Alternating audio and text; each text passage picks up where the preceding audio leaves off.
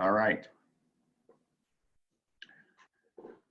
Okay, we'll begin. So welcome again, everybody. A reminder that our good etiquette is if you're not the one speaking, we put ourselves on mute just to respect the person who's speaking and to kind of minimize any of the background noise that we could have. Just to say, I know that some people said maybe little minions will join and things. If you need to switch off your camera to say goodnight to your son or your daughter, or somebody's coming in and asking a question and you need to shut off your camera for a second, please feel free to do that. But we do want to see people as much as possible on this because it helps us create community by seeing your smiling face. So, so just those things, just a reminder of the muting ourselves. And again, Mary Hicken will be your tech support. So just send a chat message if you're having any issues. And Kate will be your person to send a question to if you have a question. So we're going to just also to be aware that we are recording each of these sessions. Just to know for training purposes, we're recording them and we have them for content for other people to view on our website. If they weren't able to make the virtual session, they'll be able to go and view it on their own. You might want to go and view it again too, just for a refresher. Every session will be recorded, but that doesn't mean every session will end up on the website. So we'll take the best and put the content of the best of the session on the website. So if we flubbed up really big, we can hide that one so that we have a saving grace. That's why we do too. And as I said last night, you have the benefit of us already doing it in the morning. And so we tweaked a few things again for tonight. So you'll get the better presentation. I shouldn't say better. You will get the freshest content. Let's say that. So again, why are we here? Just as I said last night, or I said this morning, is that we know that the human touch of ministry is very important. And during this time of pandemic, it's probably even more important. And so we believe strongly that we can create that human touch of ministry even in a virtual world by creating these virtual workshops that you'll be able to learn some tools and techniques to use with your parishioners and your students. So just it's a way that we can create that human touch of ministry, even though we're separated by miles, separated by blocks, whatever that may be, we can create that human touch of ministry. Another thing is we know our people are our greatest asset. You're our greatest asset as leaders. The parishioners are our greatest asset. And so we want to invest in our people in our diocese. And we know that when we are feeding the people of our diocese becomes much richer and much more geared to the relationship with Christ, which is what we want. And then last, we really want to build community. So we're all about trying to build community across our diocese. So even though we can't be with you in person, we are with you building community as best we can in this virtual world, and you're building community the best that you can in the virtual world with the people that you'll be doing class with, doing Bible study with, whatever that may be. So, so that's why we are doing this, and that's why we're here. Thank you for investing in us as we invest back into you. And we will begin as we begin all things in prayer. So I'll just give you a couple seconds to center yourself and to bring yourself fully here, taking a few deep breaths and just knowing that we are in the presence of God. In the name of the Father, the Son, and the Holy Spirit. Loving God, creator of all things, you call us to be in relationship with you and others. Thank you for calling us to be evangelizers, for the opportunity to share with others what you have given to each one of us. May all those with whom we share the gift of faith discover how you are present in all things. May they come to know you, the one true God, and Jesus Christ, whom you have sent. May the grace of the Holy Spirit guide our hearts and lips, so that we may remain constant in loving and praising you. May we be witnesses to the gospel and ministers of your truth. May all our words and actions reflect your love. And we ask all these things in your most precious name. Amen.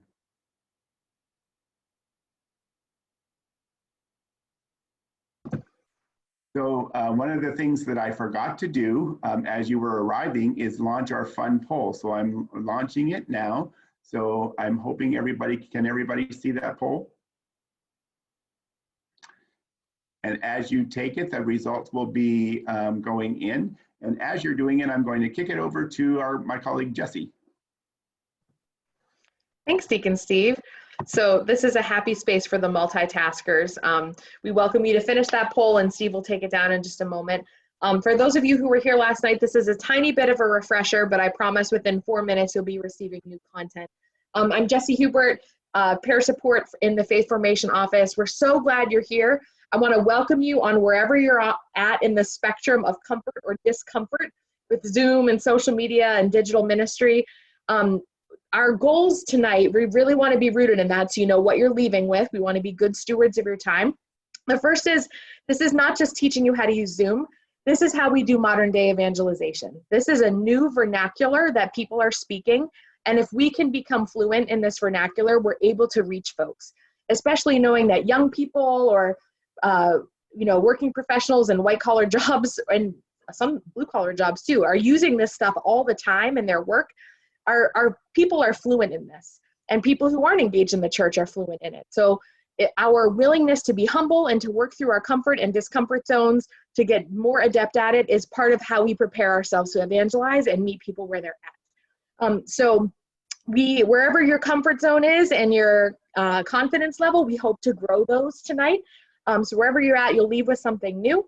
We want to equip you with practical tools too. We're going to actually give you the chance to try using different techniques. You can get your jitters out and get more comfortable doing things so that you can implement some of this stuff as early as this fall if you'd like.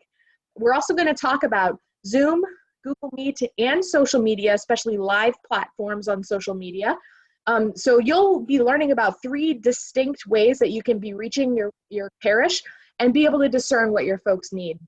The last piece is, any person can kind of log in and fumble their way through a Zoom meeting or a social media live, and that's good, and there's a lot of grace in that. But our hope is to equip you to do high quality, high impact ministry over these digital platforms so that we can really be confident that we're reaching people, again, who are fluent in this language, as well as, talking about the ethics of this, because child protection doesn't go anywhere just because we're online. If anything, it's just as prevalent. So before I click to the next slide, you can enjoy these poll results and you all can see those. It looks like sitting on the porch and listening to the rain is the clear front runner. That's fun. We had somebody this morning who did avoid the rain at all costs, but none of those in this group. So wonderful. Thank you all for participating in that. Getting a little bit more immediate in our evening. Here is our agenda for the night. I'm not going to dwell on this, but just so you know and that you can feel cared for, that we're going to monitor the clock. We're going to be good stewards of your time. So like I said, Zoom, Google Meet, social media, child protection, and then our grand finale is breakout room time, as well as teaching how to do breakout rooms, which is always a lot of fun. So there will be time built in for you to be interactive and sharing feedback. Deacon Steve was kind enough to remind us that Kate and Mary are here for all of your support tonight. You can use the chat feature. I like to call this, if we were in person, this is the point where we would say, if you need to use the restroom, here are the men's and women's restrooms. And so this is the Zoom equivalent of where are the restrooms, some of that housekeeping and hospitality. And just a couple of etiquette pieces. And so for those who were here last night, this is a refresher. If you're comfortable in this world, some of this feels like it might need to go without saying. But the reality is, for people who are new to online formats, they haven't really learned those unwritten rules, those cultural norms of etiquette. So it's really good for us to learn those and to practice those. The same way that if we were meeting in person, we wouldn't remind people to make eye contact with the presenter or shut off your cell phone. People just know how to do that. And eventually we're just going to know how to do that over Zoom. If you've been using this, especially over the past 6 months, you probably know those things. But we want to call it out and welcome those folks for whom this is new. So Deacon Steve reminded us to mute unless you're speaking. Not just polite, it's practical because you can get feedback and microphone screeching. So that's a good thing to keep in mind. Whenever we see your smiling face, we have to smile ourselves because we love you. So we're grateful for your graciousness and your willingness to have your video It's part of how we do our key work in ministry of building community. If you don't have a video capability, that's okay. We still welcome you just as you are. I deliberately chose an uncomfortable picture of myself so that you could be reminded that video means we can see you. We can see all of you. We can see what's behind you. You're going to see my 4-year-old come in and say goodnight. So it's good to be mindful of that as well. We want to encourage you tonight. We want to make this a norm of how we do what we do in faith formation, to use the reactions feature. So at the bottom of your screen, there's a reactions feature, and thank you, Deacon Steve. Hi, Ben. And if you click that, you have the opportunity to give a thumbs up or an applause. When you're presenting something in person, it's easy to get the vibe of the room and feel out how people are connecting or not connecting. Those nonverbals are a little harder to pick up on in Zoom. So this feature is really great because it's a concrete way of being able to pick up on those nonverbals. So we appreciate you engaging with those. And last but not least, please multitask mindfully. Folks who are comfortable multitasking like me, Zoom is like my heaven. You know, I can be and sincerely paying attention, and I'm watching and I'm listening and I'm typing a chat to somebody and I'm using my reactions and I'm clapping for people all at once. And those are good. Zoom is designed to be maximized by being able to multitask. Also knowing that that's not everybody's comfort zone. And the flip side is that, hi buddy, can you just wait a second for me?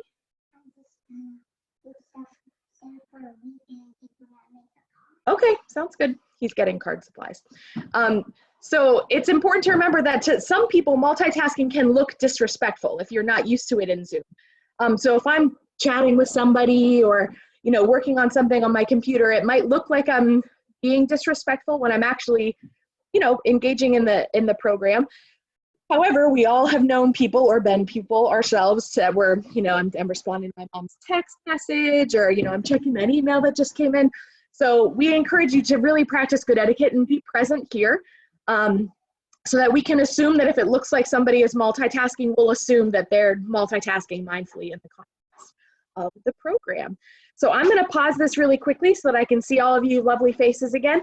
If you learned something new in that content that was like, oh, that was a new way of thinking of it, use your reaction key and give me a thumbs up. If that was a good refresher and you knew all of that already, give me the applause. Jillian, of course, you know everything. Folks who were here last night, good, applause.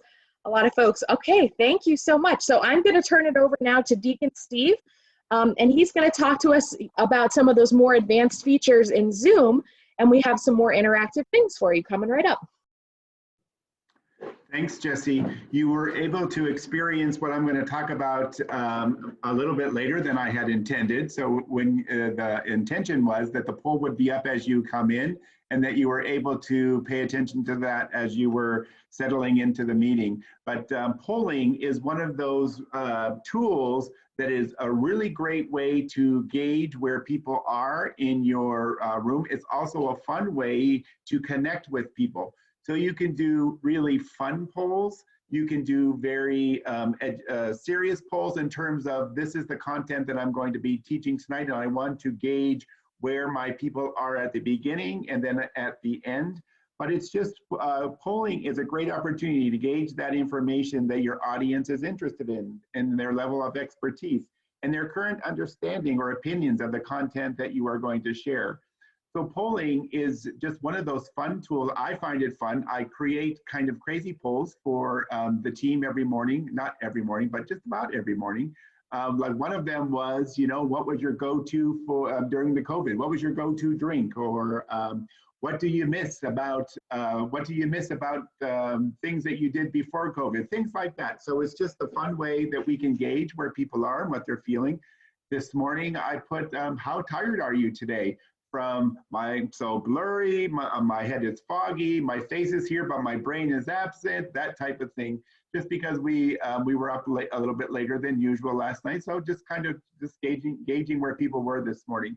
So polling is that just the ability to gain some of that information in a very quick and easy way. So Jesse's going to put up some slides now so that you will be able to see kind of what we're talking about. And just a couple things before we dive into how to set up a poll. first, the host is the person who has the ability to create a poll. So if you're the host, you will see at the bottom of your screen the opportunity for polling. And it's this little icon at the bottom of your screen right next to the chat feature. If you look at yours right now, you probably won't see it because you are not the host or the co-host. So those who have the hosting abilities will have the option, the tool for polls. So if you're kind of panicking, I don't see it, you won't see it until you're the host. So again, how do you set up a poll? You go to the place that we talked about last night, your scheduled meetings. So on your, as you're signing up for scheduling a meeting, at the bottom of that first page, you'll get to the place where creating a poll will be listed, and you'll go to the where it says add. You want to click on the add button, and then the next screen will pop up. And in that screen, you have the title of the poll. So the title of the poll that you just took was Fun Poll. So that was the one for the rain.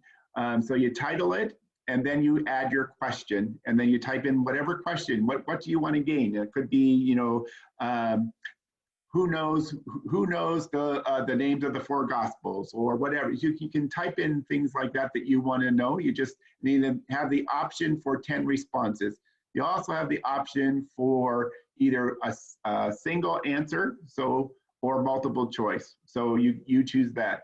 After you're done creating it, you go to the bottom and you hit save. Then when you're ready to launch the poll, you go to the icon at the bottom of your screen that says polls, and you're going to go to the one that you created. So this one, the example that you see says Fun Poll. But what if you created other ones? You would use this little down arrow, and all the polls that you have created as the host and have saved will be there. So you'll pick the one that you want to launch. So in our meeting tonight, we have 3, as a matter of fact. We have a fun poll, we have a pre-assessment, we have a post-assessment. So I have to make sure that I'm going to pick the correct one. So after you click the correct poll by the title, you want to click launch, and then you're going to launch the poll. And as you saw, as you were just doing it, you have the ability to see who is taking, you don't see the person who's taking the poll, you see the number of respondents. So if you know that you have 10 people in your meeting, you look to see how many have responded. You could give little nudges if you'd like, oh, we still have 4 more to go, or whatever that may be, in a gentle way. We don't ever want to bully somebody into taking a poll. And then after you know that either the time has elapsed that you wanted to give them, so if you wanted to give them 3 minutes and that 3 minutes is over, or everybody has taken it, you then hit end polling, and then you're going to share the results. Now, next, and then everybody will see the shared results, and you'll see who answered what. You will not see who responded in such a way. You can see that when you print out a report after you save this poll and go back later to get the stats. You could see who answered what, so you would know what student answered what way that way. But on the showing it to everybody, you won't see who answered what, so nobody would be embarrassed.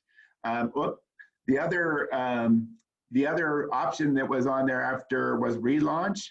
If you relaunch a poll, all of the information that was gathered when you first launched it will be gone. It's basically starting all over. So you have the ability to relaunch, but it clears out all of the information prior and starts again like it's a brand new opportunity. So that's fast and easy for polling. Is there any quick questions on polling?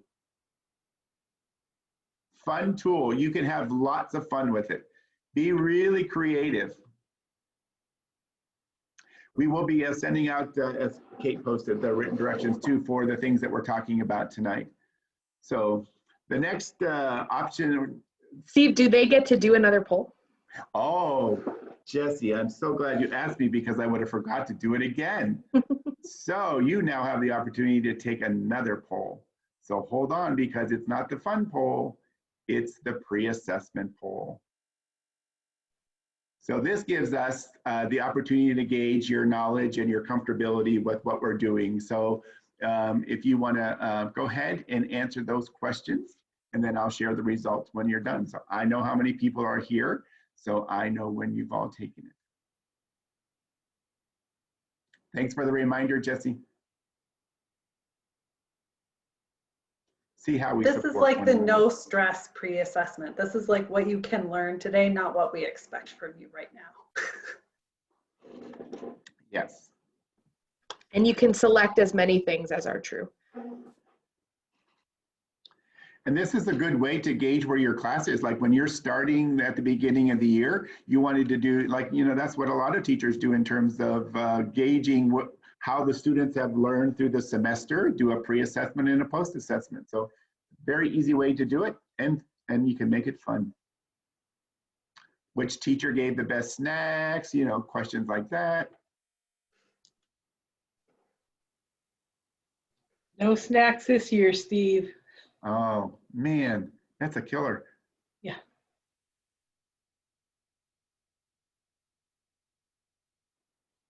We're almost there.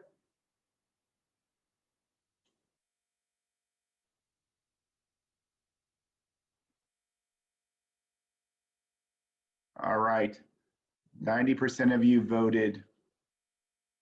So here's the results. So as you can see, 78% have a basic understanding of child protection regulations regarding video meetings, and if you have questions, you know where to go to. So 78% of you are comfortable with that. And I won't say the lowest one. I know how to share in Google Meet is probably the lowest one. I would score myself 0 on that one because I don't know it either. Mary knows.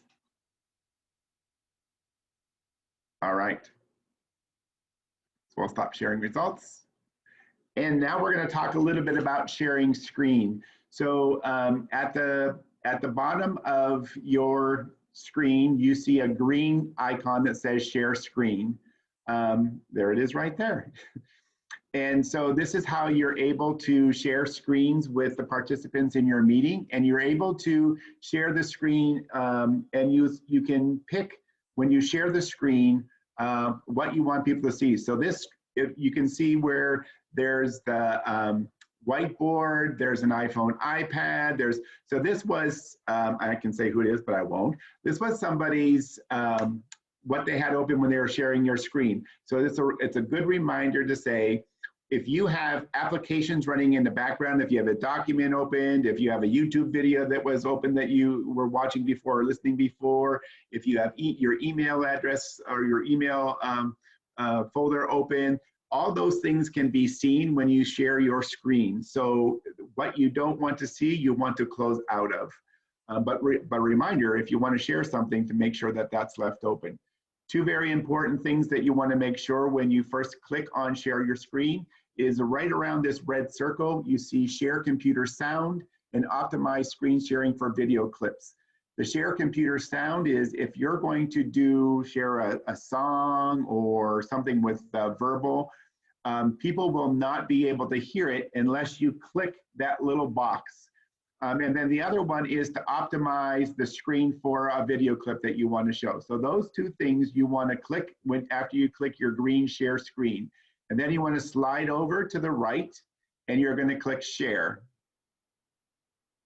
And then after you click share, you'll go to whatever you want to do, whether it be the whiteboard, whether it be a video you want to share, that's what the screen that will come up, because that's what you've clicked. When you want to stop sharing, you go to the top and you see the stop share, and you click on that and you go back to the gallery view or whatever view you had selected. So that's the basics for sharing screen. We also want to do a little fun activity with you to show you how that you could participate in a meeting by helping to annotate a document, or if somebody's taking minutes at a meeting. So we're going to give you the opportunity to play around with that, and Jesse's going to share her screen and give you the opportunity to put some stickers or stamps or lines on the document that Jesse's creating. So the faith formation folks know I get very nerdy. I love being the note taker during our meetings when we're visioning or talking about something. And you know how it is when you're physically in a room, if there's a whiteboard or a chalkboard, there's somebody who likes to do the mind mapping of everything. But when we're remote, you know, I'm at home and Steve's in his office right now and we're all over.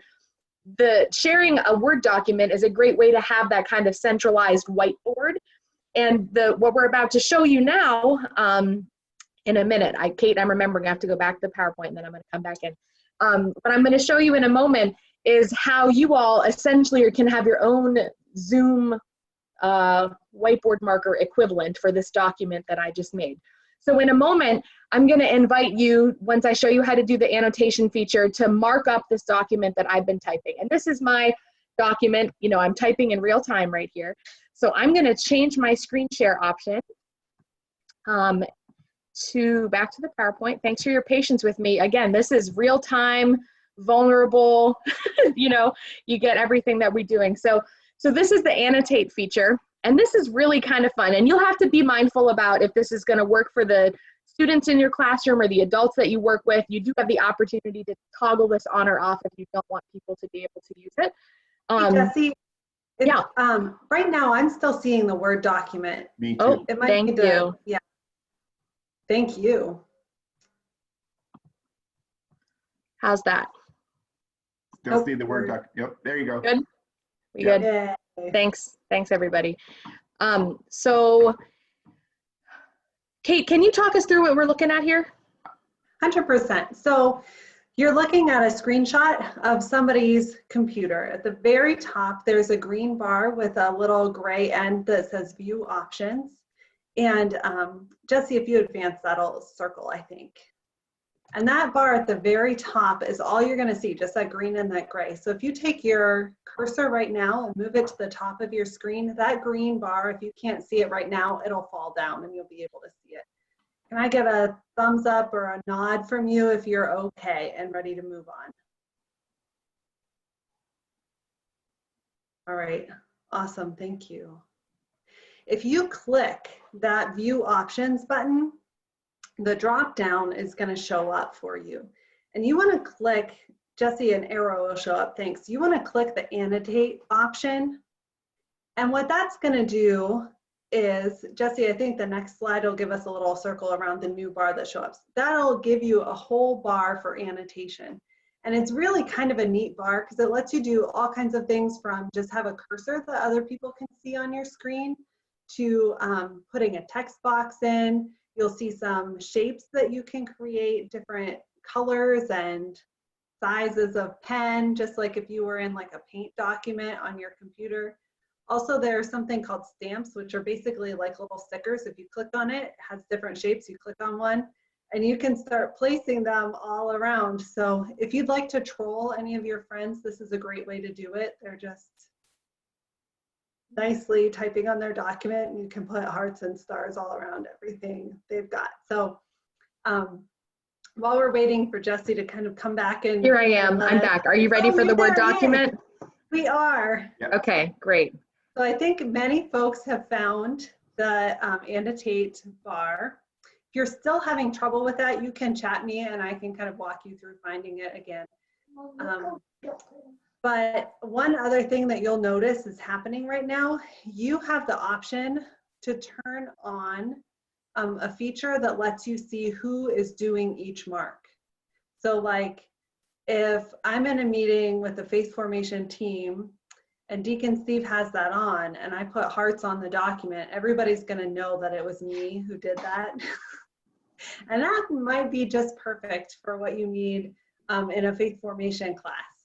Because then, you know, everybody can see how they're reacting. You can really build community, but also it might deter somebody who is just being silly or being silly outside of the time to be silly. Good. It looks like they got the hang of it. I think they're amazing at this. Which is great. You guys rock. That's great. And I appreciate y'all's flexibility as my family's in bedtime routine mode right now. So thank you for that. Any questions on Annotate before we move on to the next feature here? It's okay. Well, I'm going to do the thing where I delete all of this stuff. I appreciate you all being so engaged. That was That is A++ for everybody. Okay, wonderful. Thanks, everybody. You can explore too that drop down tab. It gives you a lot of options. It lets you delete just some things, everything. Just play around with it. You can't break the annotate tab, and you can't make it go away forever. So.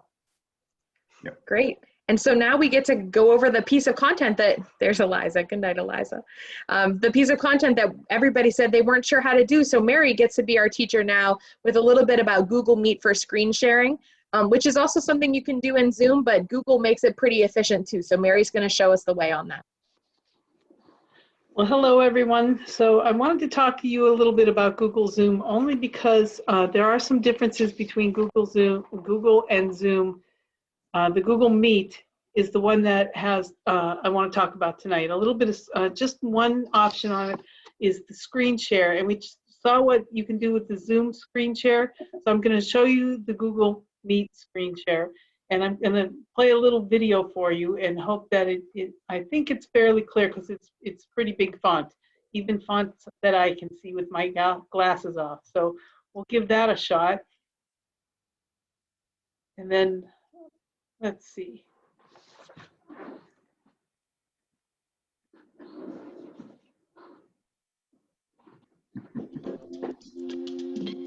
Let me know if you cannot hear. In this video, we will cover how to share your screen during a Google Meet. First, for the best results, make sure you're on Google Chrome. If you're unsure how to download Google Chrome, refer to our knowledge base article, which is linked in the description below. Once you're on Google Chrome, navigate to this screen. You can get to this screen by joining the meeting. If you have any questions on how to do this, please refer to our other video, How to Join a Meeting with Google Meet. First, we will show you how to share your screen while also sharing your audio. Once you are at the screen, click Join Now to join the call. Once you have joined the call, simply click Present Now in the lower right-hand corner of your screen. From here, you can select your entire screen or a window, just like before. An additional dialog box will appear for either option you have selected. If you have clicked a window, simply select which window you would like to share and then click Share. If you have selected your entire screen, select the single window given and then click Share. Now you will begin sharing your screen. From here, you will be able to see on the call that you are presenting your screen. To stop sharing your screen is the same way as before. Just click Stop Sharing. From here, you can either present your screen again, stay in the call, or leave the call. Next, we will show you how to share your screen without sharing your audio. Once you are to this screen, click Present. If you click Present, you will be prompted with a dialog box. You can either share your entire screen or a given window. Once you have your desired option, click Share. Now you will begin sharing your screen. A small dialog box should appear in the center at the bottom of your screen, indicating that you are now presenting some form of your screen in the call. This dialog box can be moved anywhere on the screen so it can be out of your way. To stop presenting, click Stop Sharing on the small dialog box. From here, you will be returned to the Chrome tab that has your call open, and if you so wish to, you could begin presenting your screen again, stay in the call, or leave the call. Now you should have everything you need to know to present your screen in a Google Meet. If you have any additional questions, please contact ITS.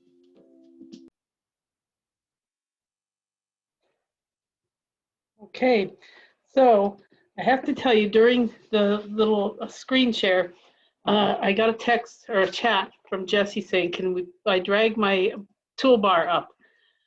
I didn't know how to do that, to be honest, so maybe somebody can give me a quick tutorial on that before we go a little further. Jesse, can you tell me how to do that in case somebody else needs it? I think we will only need it if we're sharing screen, so that's something that I can get you at the end of this session, I think.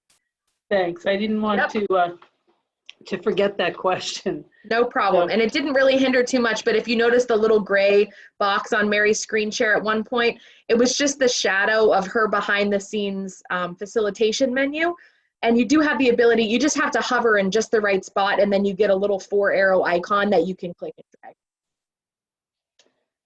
Okay, so the difference between Google Meet and Zoom is pretty small between their screen sharing, except that there is no whiteboard in Google Meet.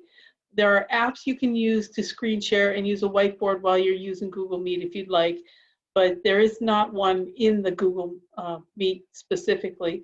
There are some other options that Zoom has that we're going to talk about later, but Google Meet does not have. But I did want to show you that one because that seems to be an important one when you're teaching a class. So there's some little minor things. When you're up in the corner, you can see yourself up in the corner when you're doing a screen share, and you can click on that so you can get rid of that and see the presentation on your own screen.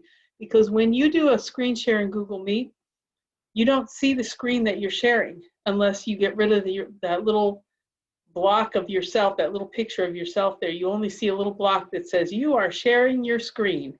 And then when you're done, you have to go down and click off like they said. And we touched on this last night in the video, but I wanted to do it on a separate video tonight so you can see it a little more clearly, okay?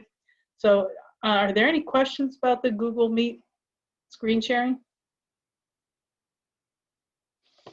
Oh, pretty simple one.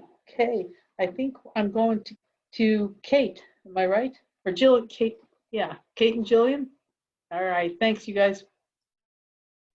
Both of us together. So I'm a huge context person. And if you're just trying to orient yourself again, we've been in this for 40 minutes. Where am I? We talked a little bit about features of Zoom, talked a little bit about features of Google Meet. And now we wanted to spend some time on the features in social media, and in particular lives, because that most closely correlates to the other two things that we've been talking about. But a lot of times people have the question, like, if I have Zoom, if I have Google Meet, why should I care about social media? I'm going to give you some stats that I hope change your mind today, but you're going to have to work for them. So Jesse, could you share that PowerPoint for us? What you're going to see coming up will be 5 statements, but the numbers on the statements about social media are blank. Your answer options are in the blue, and I'm going to ask you to actually commit. If you want to type in the chat box, you don't have to send it to anybody, but if you want to type your answers in the chat box, go for it. If you have a piece of scrap paper and a pen handy, go for it. But I'd like you to try and match up the answer choices and the questions right now. And I'll give you maybe a minute.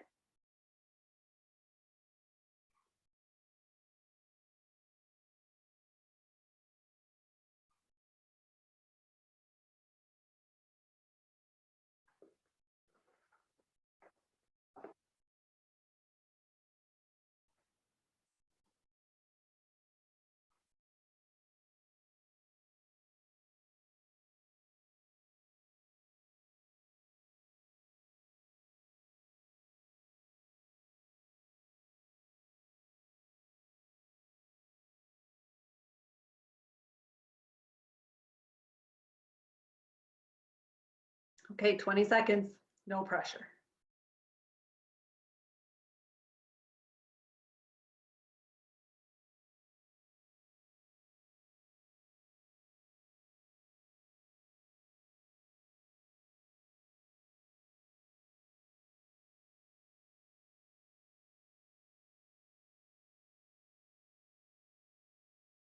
Okay, time. Jesse, I'm going to ask you to hold off showing all the answers at once. I'm going to go through one by one, and then at the end, you'll see a slide with all of them together. So, first fact, 3.5 billion people worldwide use social media every day. That's worldwide. So I don't care where you are. If you're in the middle of Africa and if you're in the middle of India, you're in the middle of the United States, all those people were counted. 3.5 billion people every day. That's 45% of the world's population. So why is that important? When we evangelize, we go to where the people are every time. If you think about the Jesuits, they always went to places where there were people who hadn't heard about Jesus before. You hear about, I don't know, even street preachers, right? They go to the street. Why? Because there are people there. So we go where the people are. And there are a ton of people on social media.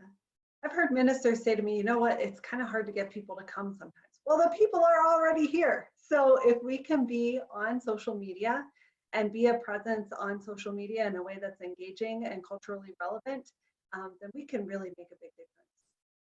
The average social media consumer is on social networks and messaging for an average of, raise your hand if you guess, 3 hours per day. Yeah? Oh, you guys are good. So 3 hours every day is the average. So out of those 3.5 billion people, they're spending about 3 hours per day. That's a lot of billions of hours on social media. The next one, Gen Z. What percent of Gen Z owns a smartphone and uses it more than 5 hours per day? 95%. I can't even get my mind around that, but that's a lot. That's a lot of people and a lot of hours.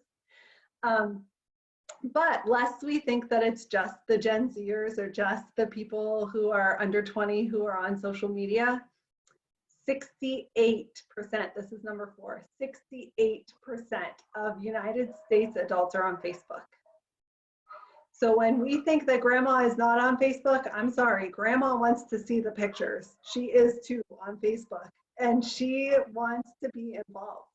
So we have a ton of adults on Facebook, and the younger generations are there for events. They've catered their and kind of curated their social media plate, if you speak. They go to Instagram to follow brands. They go to Facebook for events. They go to TikTok for their videos.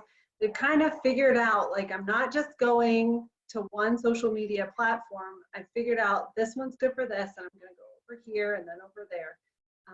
But if you're going to catch a wide swath of folks, Facebook has pretty much millennials and older. Everybody kind of congregates there, but then also you can reach out to the younger generations through the events section. Last one, that leaves us with 48% of baby boomers on social media regularly. So this does not count the people who have a social media account and forget about it for 2 months and then come back. That's not regular. This is the people who are habitually, if not daily, right, but habitually checking in with their social media. And it's not just the young people. It's everybody is on social media, not everyone, but we have a wide swath of people. So how do we engage them effectively? How do we get the word out once we're there, once we have a story or a message we want to share? How do we share that with other people and make sure that they're getting the information? How do we crack the code of the background of Facebook and Instagram? Jillian, she's going to tell us. Thanks, Kate.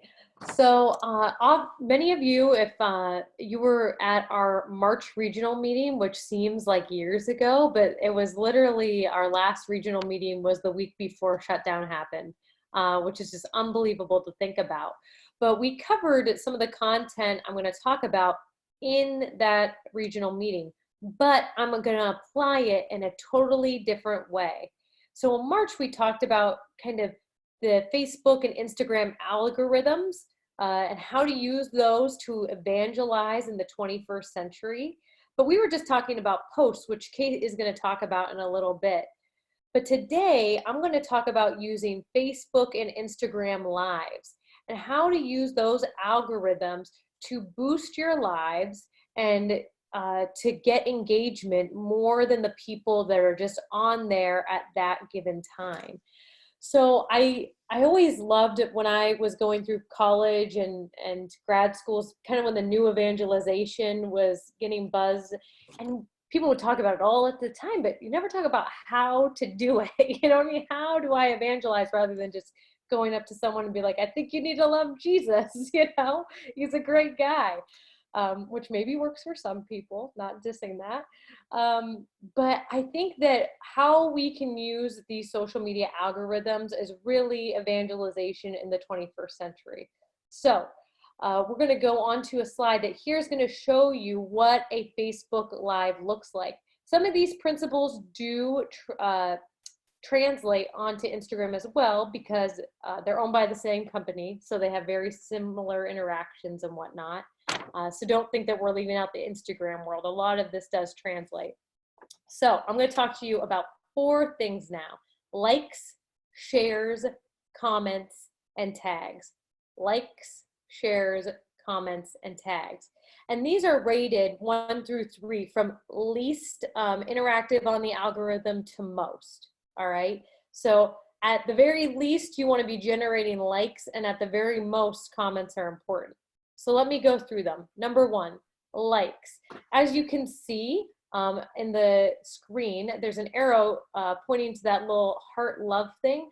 We call these, if you hovered your mouse over those in real life time, either likes or reactions. All right. When someone refers to a like, it's that old thumbs up, you know, and that used to be all that you could do on Facebook. But now if you've been on there lately, right, there's a ton of different reactions. You can love it, you can sad face, you can angry face. My personal favorite lately is the care one, which is my favorite. So what you want to do though in your lives is to generate people liking or reacting to them, because that will boost your video in the Facebook or Instagram world. And it's like, well, what does that mean to boost it? So number 1, that means, do you ever wonder when you go on the social media platforms, like, why does it order these things the way it does? Why is this the top at my feed versus something else? It's because people are reacting to it. They're invested. They're either commenting, sharing, liking, tagging. And so it says, oh, people are invested in this. I want this to appear more on the top of what this person is going to see now. And it also might, if you have ever noticed, if your friend likes something or comments on it, something, it will say, oh, so-and-so liked this or commented on this, even though you had no reaction to it at all. So that's why it's important, because it gets it, 1, higher on people's feeds, and 2, it might get it on people's feeds who never would have saw it in the first place. So how do I generate likes in lives? So whenever we're doing a live, whether it's on Facebook, Instagram, and this applies to Zoom and Google Meets as well, which is why we're giving you all these tools and tricks, because we never want to talk at people, right? We have a couple teachers in this room, and I know that every good teacher, right, we're always trying to balance between lecture and interactive methodology and all that stuff. And it's the same thing when we're doing Zooms and Facebook Lives and all this. So one way that you can generate likes during a live is ask people as you're going along. Say you're talking about, let's give an example, scripture, and let's say that you're talking about Peter walking on water, and maybe that moment where he has doubt and he starts to sink, or maybe the moment where he actually gets up out of the boat, and that took a lot of courage, right, and bravery to just listen to Christ and do something that, you know, is against human physics as a fisherman, you know. And you could pause there and say, hey, like if you've ever felt this way. Can I get a like if you ever felt this way? Think about how many times on Zoom tonight we've asked you to like or clap and whatnot, and you've engaged in that way, right? It's a very low and gentle way of asking someone to respond. So you could say, like if you've ever felt this way, and you can do that with so many different instances and scriptures or conversations. Or another just really low threshold way to have someone respond or react is, hey, can I get a like if you understand what I'm saying? Can I get a like if you understand what I'm saying? Or if you love what I'm saying, love it for sure, you know, but can I get a like? And if no one's reacting, it's like, okay, maybe I need to just rephrase that in a little bit different way, or re-ask that question differently. So that's a way that you can generate likes on Facebook and Instagram. Both of those platforms have ways. On Instagram, you'll see hearts. It's just hearts though all the time. Okay, so if you go on there and you're wondering what that looks like. So we've covered likes. Next, shares, number 2. So shares is that lovely little swoopy arrow you see on the very right-hand corner there. And a share, what that does is someone can share this post onto their own page. So if they were watching this video of decision making, oh, I'm going to share this on my page. I think this is really good content. I'm going to share it for all my friends to see. Or someone can share it on somebody else's page, one of their friends' pages. And so either way, when someone does that, again, it bumps it in that Facebook and Instagram algorithm world where it's like, oh, people are really invested in this content. Let's get it out there more and more and more. So for instance, okay, in the live, how can I do this? How can I motivate people to share this? So one thing that you can do, especially if you're running a youth group or a small Christian community or Bible study, and you know who should be there, right? There's an expectation of, hey, log on at this time tonight, whatever. And you notice that not everyone's there, not everybody's commented, and you say, hey, Kate, could you share this on Joe's page? I noticed he's not there and we don't want him to miss this and we want him to be involved. Can you go share this on so-and-so's page? And that's a way, again, a softball. Oh, of course I'll do that. I'll make sure that my friend's involved in this, right? So that's one way to get a share. If you just notice that someone's not there or being responsive, hey, can someone go share this on their page? Another way is this, and I love this, invite your students, your young adults, your adults, to actively practice evangelization. Set this up. Hey, as a practice of evangelization, I want you to share this video, share this live on someone's page after we're done that you think really needs this message tonight, that really needs to hear this scripture, that really needs to hear this topic about anxiety during these times or hope during these times. Share this live on someone's page that you feel really needs this message. And when you share it in your comments, say, I really was thinking about you. I'm praying for you. I'm here for you, right? Let your students, your young adults, your adults, enter into these practices of evangelization and teach them, let them know that this is something that you can do going forward when you see any of your parishes or organizations' lives or any live that really is speaking to them about Christ and who he is, to tell them, hey, that's a way you can evangelize in the 21st century. So enter into that. All right, so we've done likes, shares, and now we'll go on to comments. All right, I always say commenting is king. It's the thing that you can do to get that video, that post more out there in the world than anything. Because as you know, if you're scrolling through your own Instagram or Facebook, oh, that looks cute. I'll like that. That's nice. Oh, I'm belly laughing at that. I'm going to comment on this. This was really good or funny or cute, right? That level of engagement, for yourself is higher. And so Facebook honors that then and wants to put that up at the top. And so does Instagram. So I always love to do this. How can I generate comments? And obviously you want to do it. You want to be as interactive as you can throughout your whole interaction with whoever it is. But two really kind of low threshold ways to do this are I love to bookend my experiences at the beginning and end with comments. I want to make sure when people come in, they feel welcome and received and they can comment and engage right away.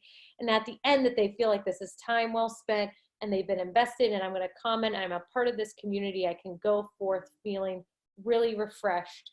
So what can I do at the beginning? I love to start with what we call in our Catholic, retreaty world, icebreakers, right? Which people love and they hate at the same time. But start with a really nice icebreaker. Can you write in who is your favorite superhero? If you could have one superpower, who would it be? Or if you want to get to something more, relating to scripture or faith, you could say, write down your favorite parable. Or what's the favorite thing that you've ever heard Jesus say or do in the Bible, right? Start with something that people can engage in right away and sink their teeth into. And then let that be the hook into the content of the faith conversation that day. One that I personally love that Father Polinick and myself have done in the past couple of weeks. We've been doing these lives to promote Samuel Groups, which is a new ministry in our diocese for young adults. And the question that got the most interaction was, who was your role model? You know, who is your role model? It was beautiful because people not only shared names, but they shared stories from their parents to teachers to priests or sisters. It was beautiful just to see people share those stories. So come in with that low threshold. And again, if they write one word or a paragraph, it's still going to boost you up in that algorithm. So it's just important to get those comments in there. Next is at the end. What could I do at the end? I always love to incorporate prayer, right? We start in prayer usually and we go out in prayer. So could you do a Lectio Divina activity at the end where they write down a word or phrase after you read a scripture that speaks to them? Could you do prayer intentions? You know, before we end in prayer, any intentions that you'd like to write down, you know, for you or for someone else. So write down your prayer intentions that we could all see and pray over together. So that's also an option. So 2 really good ways to generate comments on your lives. So we've done likes, shares, comments, and lastly, tags. And we didn't talk about this in March, so this is brand new content. So tags are, if you've ever been on either Instagram or Facebook, when you write the little @ symbol, it will kind of generate a list of people or pages or places that you already like on Facebook or Instagram. So for instance, you guys can see in the bottom right-hand corner of this picture, right? I typed into that comment bar @ and then Dio. And you can see that it popped up. Okay, I liked, obviously, number 1, Diocese of Erie Faith Formation, right? But you can ask someone to type in a name, type in a place, and this will also get it to be more engaged in the Facebook algorithm world of engagement. So how could I apply this to a live? Well, for instance, when I asked that role model question, I could have said, hey, tag your role model. If they're on Facebook or Instagram, tag them. And so they could have tagged, you know, if someone, for instance, tagged, let's say me, I don't know why they would do that, but let's say they tagged me. And I would get a notification on my end, hey, so-and-so tagged you in this post. And I'd be like, oh, well, I definitely want to know what I was tagged in. Why are they tagging me in this? And I click on it and I'd see that this person was responding to that question by tagging me. And I mean, I don't know about you if anyone's called you a role model, but that's a huge, right? That's a huge honor. And so you, as a person, would probably then, as someone that was tagged, like that post or then comment within that post saying, hey, thanks so much, or or even just watch it as someone who would have never came across that post ever in the first place. So those are ways to get other people involved, again, bringing them into the fold of our faith-filled community. Another way that I love to do this, say it's, you know, high schoolers who love food, right? I mean, we all love food, let's be real, but they just have a special affinity for it. So maybe your sole question at the beginning is, hey, tag your favorite restaurant in this. And now I love that. That's good data, right? To know as a youth minister, oh, I need to buy some gift cards for these places, you know, going forward. So one, that's good. But as they tag these places, again, they're generating content, and you could then go to those places and say, hey, you know, my youth group kid tagged you in this, and I would love to talk to you about maybe doing, if it was a coffee shop, maybe we can do a function there, or can you donate a gift card or something, right? You can generate relationships too based off of these tags yourself. So again, we went through likes, shares, comments, and tags. And if you have more questions about any of these and how to apply these, I'm here for you whenever. But some good practices to make your lives and your time together with your people as engaging as possible, and then to also evangelize more people into the faith. So I'm going to give it back to Kate, and she's going to talk about how we can do that most effectively with posts. So our pictures and our text posts on these social media accounts. Thanks, Jillian.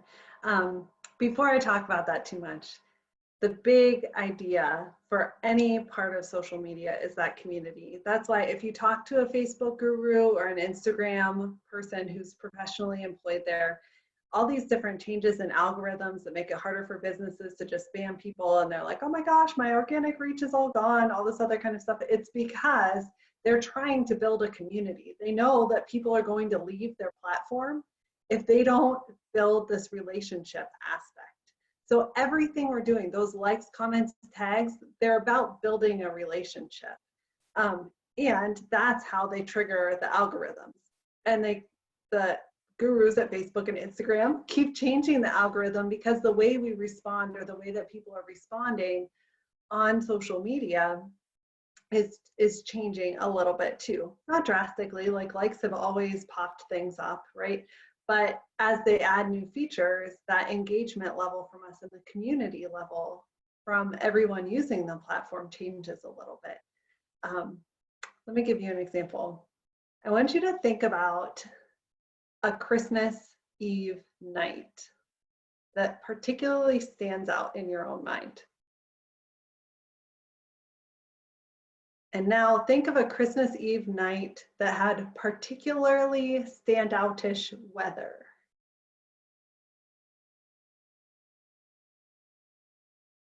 Unmute yourself and share that Christmas that you're thinking about.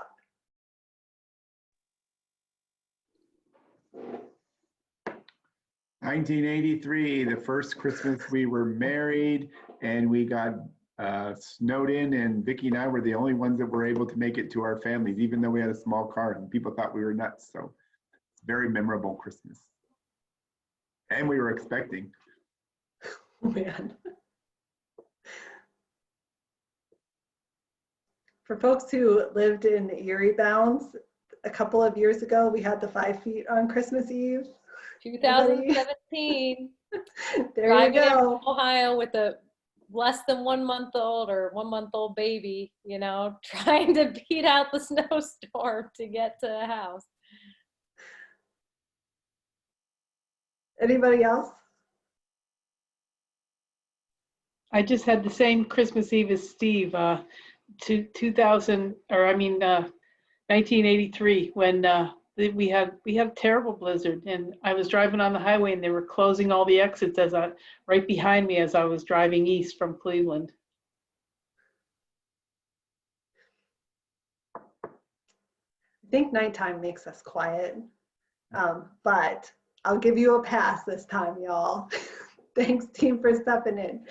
It was not a plant, and it happened naturally this morning, but I want you to notice that when I asked a simple question, which Christmas was it?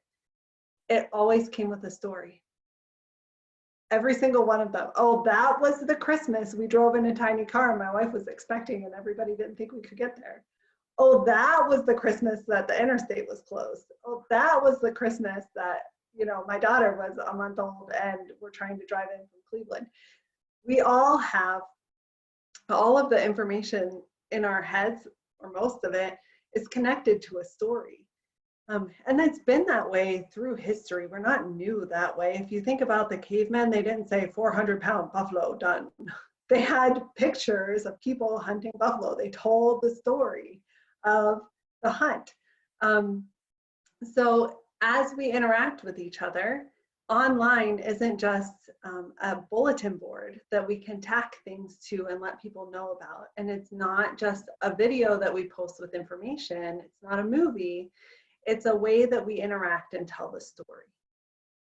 And so as you think about your posts, thanks so much, Jesse. As you think about your posts, you really want to focus on 3 things. The first thing makes your post good, second makes it better, and the third makes it best.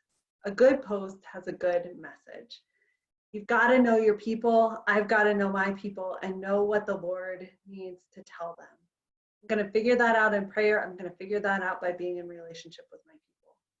The thing that makes it better is to take that message and share it in the form of a story. So if I just tell you Jesus loves you, that's a nice message, but it may not move my heart to understand that. I may get it in my head, but this is a long 12-inch journey, and the story helps make that journey happen.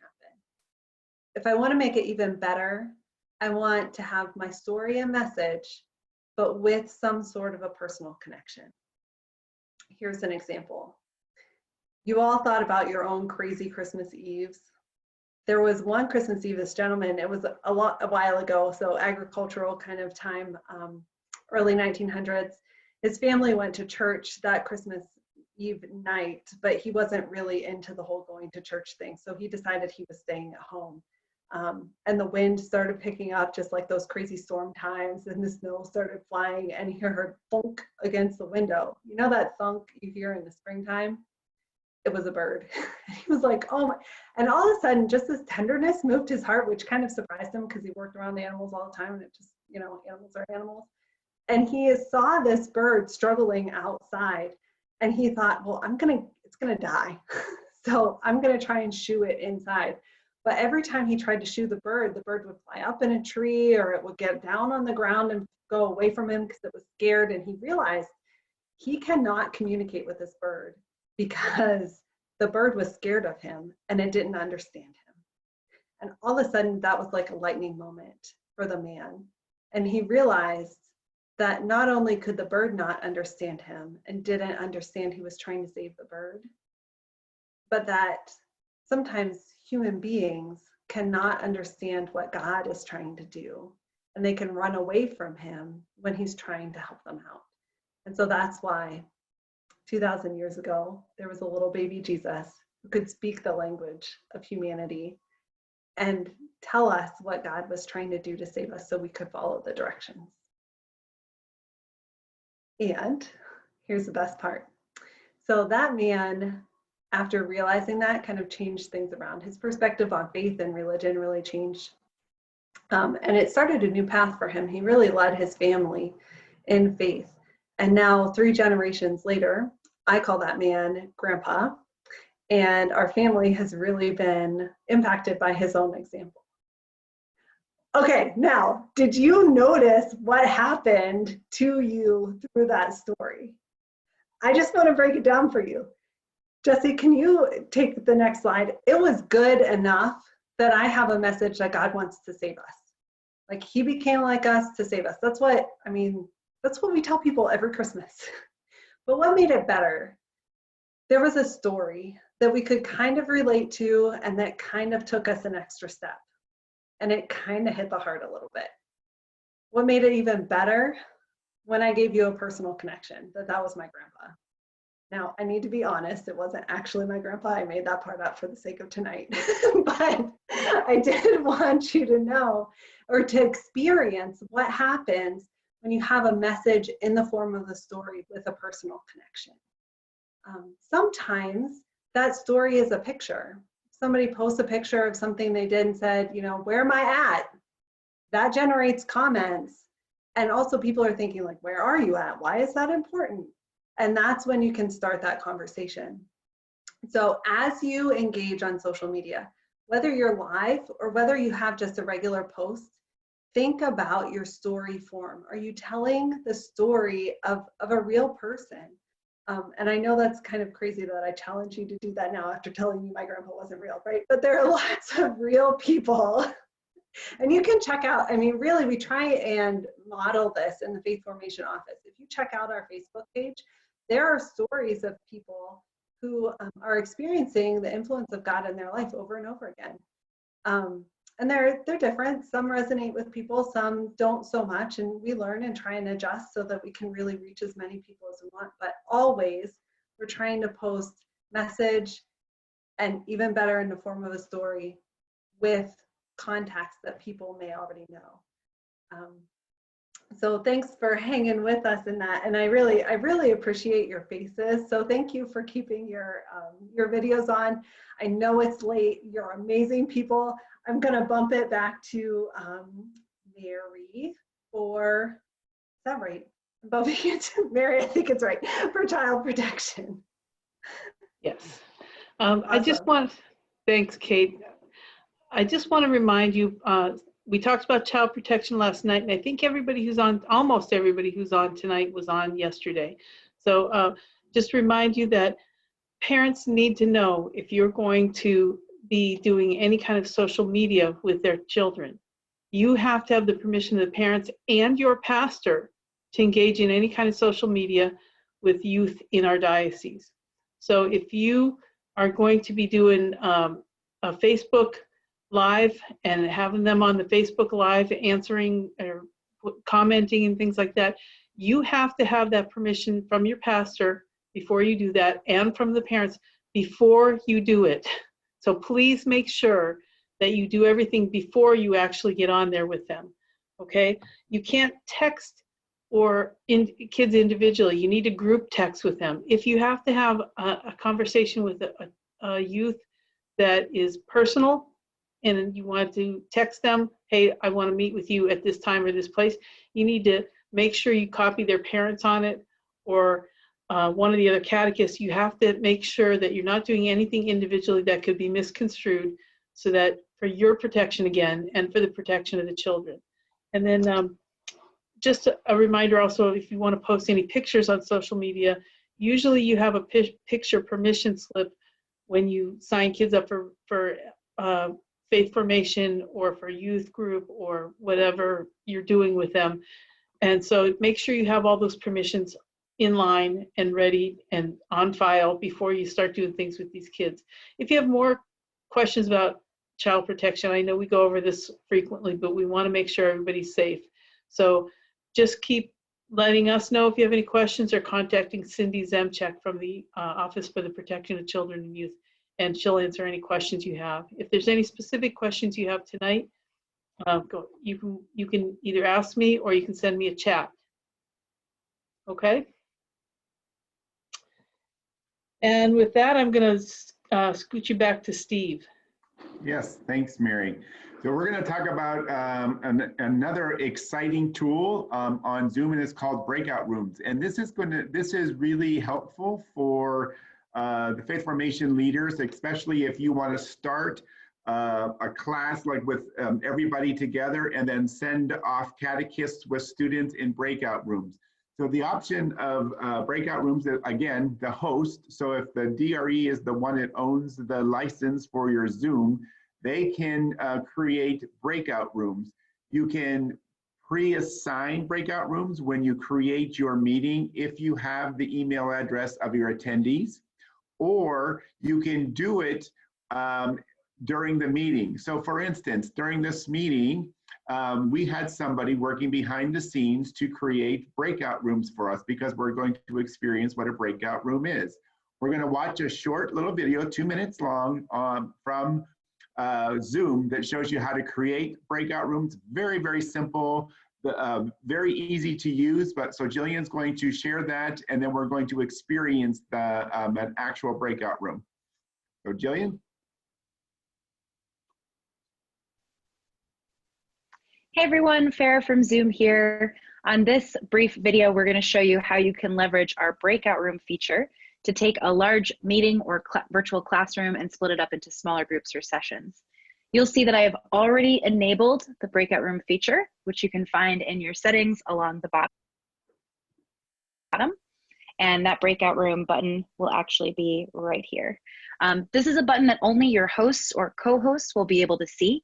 And right now we don't have a co-host in the session. If I manage my participants, I can hover over Catherine, for example, to make her a co-host. So she'll see this button now as well. When we're ready to split the group into smaller sessions, I can easily click this button to get a pop-up window asking me how many rooms I'd like to assign out and how many participants per room. For this example, it's recommending, since there are 6 people, we can split it up into 2 rooms. I can do this automatically or manually. So if we click on the automatic button, it'll generate those breakout rooms for us. Certainly if there's anyone I want to swap out, maybe I want to move Michael to the other room, I can exchange him for a different participant. Once I'm ready to open all rooms, I'll click this Open All Rooms button, and our participants will be able to join the sessions that we've created for them. So we'll slowly see those people join. One thing that's really important to note is that as a host or a co-host, you can actually hop between the different rooms to talk to the participants. You can see here I have the Join button. Now everybody's left to go to the rooms. I can broadcast a message to everybody and say, wrapping up in 1 minute. And this will broadcast the message.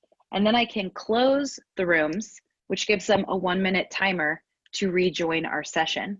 We'll give everybody a second to rejoin, and I'll show you 1 or 2 additional features with breakout rooms.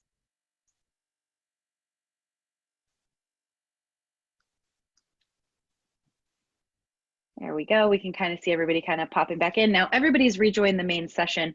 You'll see that I have the opportunity to reopen these rooms again, which is really great. If you have a very long session or a very long virtual class, you can split into these virtual smaller groups as often as you'd like. And the additional options here will allow you to automatically close breakout rooms after a specified amount of time. You can also change the countdown timer to be 30 seconds or 2 minutes if you like. I'll show you a setting where you can also pre-assign folks to be in your breakout room before the classroom starts. You'll want to navigate over to the class that's already been created in your Zoom portal. Under the Meetings tab, you can find your meeting. Scrolling all the way to the bottom, you'll see if we open this to re-edit it, I have the opportunity to pre-assign a breakout room here, and I can create the rooms and upload a CSV with all of my participants in advance so that their names are already populated in the room when I start the session. That's basically how you can run breakout rooms. We hope you found this video helpful. If you have any additional questions, please visit us at support.zoom.us.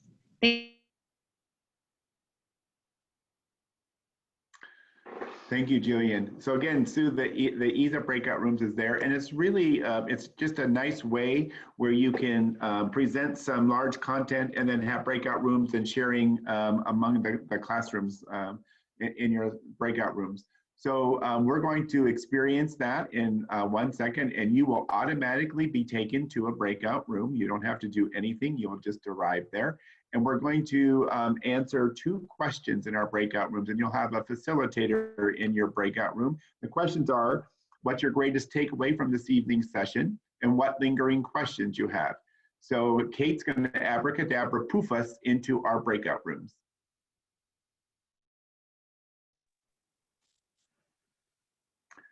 So hello, we're in the breakout room with Karen and Sister Ricarda and Mary Hicken. Hello, everyone. You can unmute yourselves for this You can part. unmute yourself so we can hear. Hello. Hi. Hi, Karen. Hi. And so we'll have a minute or 2 in this room, and then automatically, as we saw in the video, there will be there's a timer to this countdown, so we'll automatically be taken to the large group. So we might still be talking when that happens because we don't have any control. It's the host who controls that. So what's your greatest takeaway from this evening? I'm gonna have to play around with it a little bit. It's interesting. I don't think it'll be too hard. Just something new for me. Good. Did you find some features you think you'd like to use, Karen? Yes, and you know, I don't do a lot of social media. I don't do any social media, so it's kind of encouraging me to check that out a little bit more also. Good. Good. Great. Sister Ricarda, any takeaways?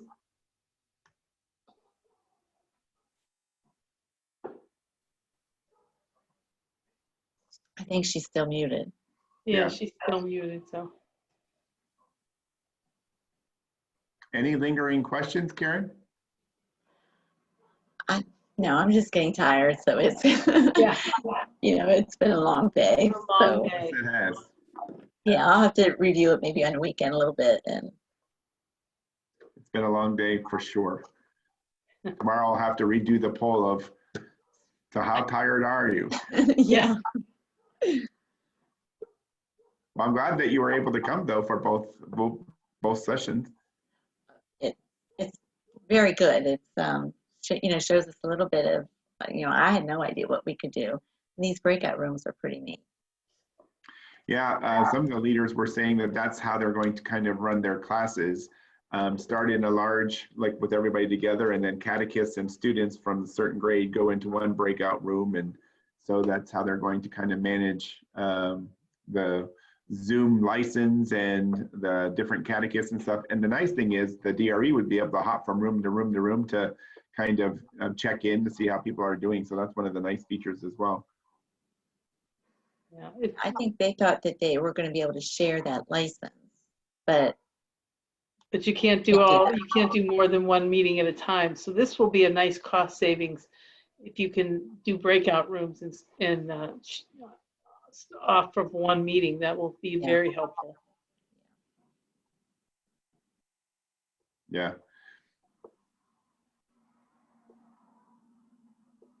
It'd be interesting to see how much parishes and things had to invest in technology during this pandemic, just like for the live streaming that they had to do, and from the various, you know, even now, like a lot of the faith formation programs are doing virtual things. You know, some of them aren't coming in person at all. So it'll be interesting. We are going to meet in person the first Sunday, and then the second one we do at home. Then the third one will be Zoom, and then the fourth one at home. So I think if we get this up and going and we can't meet again, Yeah. then we could possibly do the Zoom twice a month. Yeah. I'm sorry, Karen, I can't remember which parish are you from? St. Joseph in Oil City. Okay, that's right. That's right.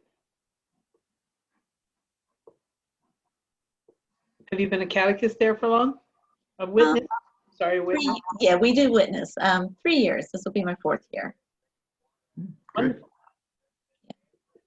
So I do the First Communion class this year. Last year I had reconciliation. It'll be interesting, a little bit of change. One of my grandsons is doing first reconciliation this year. They grow fast, don't they? Yes, this will be the third one doing first reconciliation. Last year, Landon did his first Holy Communion, and 2 years ago, Brady did his first Holy Communion. So, you know, just keep going down the line. I have twin grandsons that'll make their first communion this year. Oh, great. That's wonderful. I was able to assist at the Mass and preach for both of my grandsons' first Holy Communion so far. So, Oh, great. yeah. So you see that we're now going to, this is what will come up when you get your warning that the breakout rooms will end in, she kept the 1 minute time limit. So we have 44 seconds, it'll count down. And again, this morning we were still talking and we just left it. That's how it happened. You then just end up back into the big room. So, which is, this is a nice feature. You don't have those, you know, when you have in-person small groups, you have always that group that kind of takes extra time and they're still talking and you never come back to the big group. This kind of takes that away, which is nice. They don't have a choice. That's You right. can see breakout They don't have room a 1, choice. they all left already. So you can even see who's gone. So, all right, I'm going back to the main room. Yep, in 6 seconds.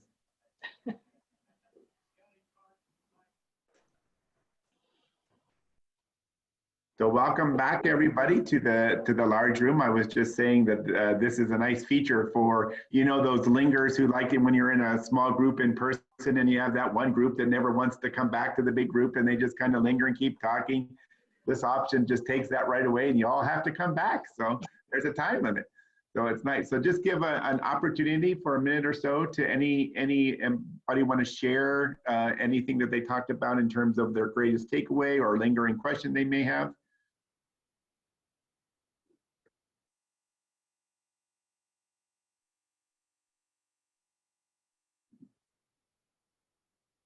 Okay, I'm very mindful of time.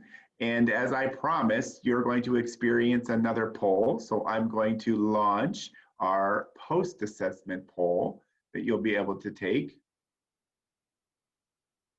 So there you go. Have the opportunity to take that. And as you're taking that, maybe Jesse could do some closing announcements. Sure thing. So, so this is very multitasking friendly right now, but if you need to just focus on the poll, that's okay, because I'm going to put up a slide in a minute. We will be emailing out notes from this session and all the resources. So folks in my group were asking, oh man, we got those good links in the chat. How do I not lose those?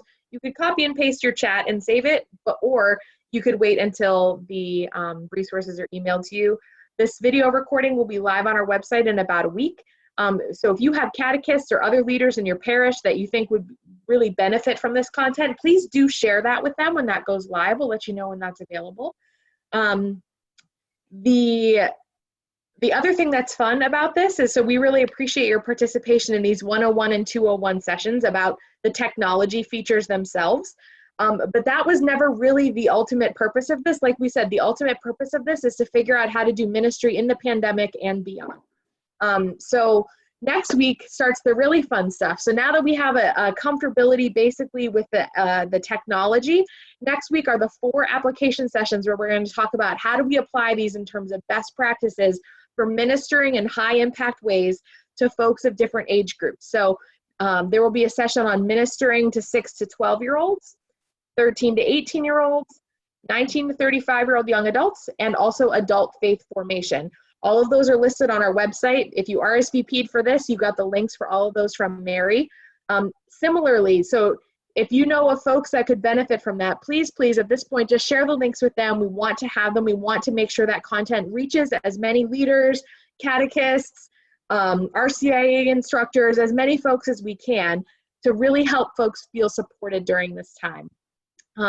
So those are all my announcements for today. And look at this fun poll results. Gosh, thank you, everyone. We're so grateful for your willingness to learn and to learn alongside us, and to share about that with us. So thank you for taking the poll.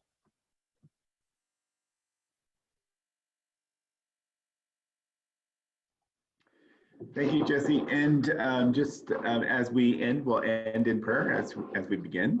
So we begin and end in prayer. So just again, just do your last yawn right now to bring yourself fully here and stretch out that sore bum, because I'm sure it's wanting to stand up and whatever. So just to take a deep breath and be here as we close. So loving God, we thank you for the time together, the time that we can build community, even though we are not physically in the same location. We are of one heart, one spirit, and one mind. And we want to do your work, Lord, and we ask for your guidance as we do that. Bless each one of our leaders, our ministers, our students, our catechists, our pastors, our whole diocese. Help us to really see how we can be evangelizers, how we can spread your word among all people. So blessings upon blessings upon everybody, safe travels if they have to drive home, or wonderful night's rest as they go to bed.